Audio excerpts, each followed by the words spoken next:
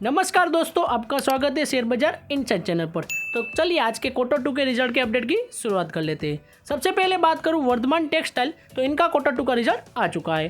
Company की sales देखें तो पिछले साल Q2 में थी 2502 करोड़ रुपीस, जो इस साल Q2 में हो चुकी है 2480 करोड़ रुपीस। कंपनी की सेल्स में देखें तो ईयर ऑन ईयर बेस पर करीब 0.88% की गिरावट रही है एंड क्वार्टरली बेस पर कंपनी के सेल्स में करीब 3.94% की तेजी रही है। कंपनी का नेट प्रॉफिट देखें तो कंपनी का नेट प्रॉफिट पिछले साल Q2 में था 197 करोड़ रुपीस, जो इस साल Q2 में हो चुका है 188 करोड़ रुपीस।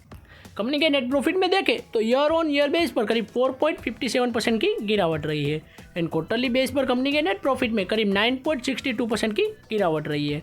कंपनी का रिजल्ट देखें तो मेरे हिसाब से इतना अच्छा नहीं आया है। नेक्स्ट बात करूँ लोरस लैब लिमिटेड, तो इनका भी Q2 का रिजल्ट आ चुका है। कंपनी की सेल्स देखें तो पिछले साल Q2 में थी 1224 करोड़ रुपीस, जो इस साल Q2 में हो चुकी है 1653 करोड़ रुपीस। कंपनी की सेल्स में देखें तो ईयर ऑन ईयर बेस पर करीब 35% की तेजी रही है एंड क्वार्टरली बेस पर कंपनी की सेल्स में करीब 5% के अराउंड की तेजी रही है।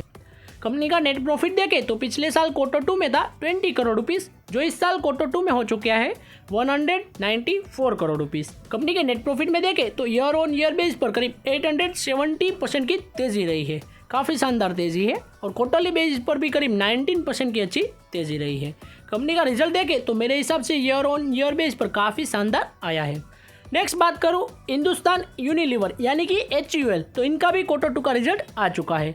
कंपनी की सेल्स देखें तो पिछले साल Q2 में थी 15,926 करोड़ रुपीस, जो इस साल Q2 में हो चुकी है 16,241 करोड़ रुपीस। कंपनी की सेल्स में देखें तो ईयर ऑन ईयर बेस पर करीब 2% के अराउंड ही तेजी रही है एंड क्वार्टरली बेस पर थोड़ी गिरावट रही है 1.65% की। कंपनी का नेट प्रॉफिट देखें तो पिछले साल Q2 में था 2,595 करोड़ रुपीस, जो इस साल Q2 में हो चुका है 2,694 करोड़ रुपीस। कंपनी के नेट प्रॉफिट में देखें तो ईयर ऑन ईयर बेस पर कंपनी के नेट प्रॉफिट में 3.82% की तेजी रही है एंड क्वार्टरली बेस पर कंपनी के नेट प्रॉफिट में करीब 2.67% की गिरावट रही है। कंपनी का रिजल्ट देखें तो मेरे हिसाब से ठीक ठाक आया है, इतना ज़्यादा अच्छा भी नहीं आया है। अब देखते हैं कल के दिन इसके स्टॉक प्राइस में क्या इम्पैक्ट होती है। तो आज के Q2 के अपडेट की बात करूँ तो हमारी यहीं तक थी। ऐसे ही वीडियोस देखने के लिए हमारे चैनल को सब्सक्राइब कीजिए और बेल आइकन को ऑन करना मत भूलिएगा। Thanks for watching.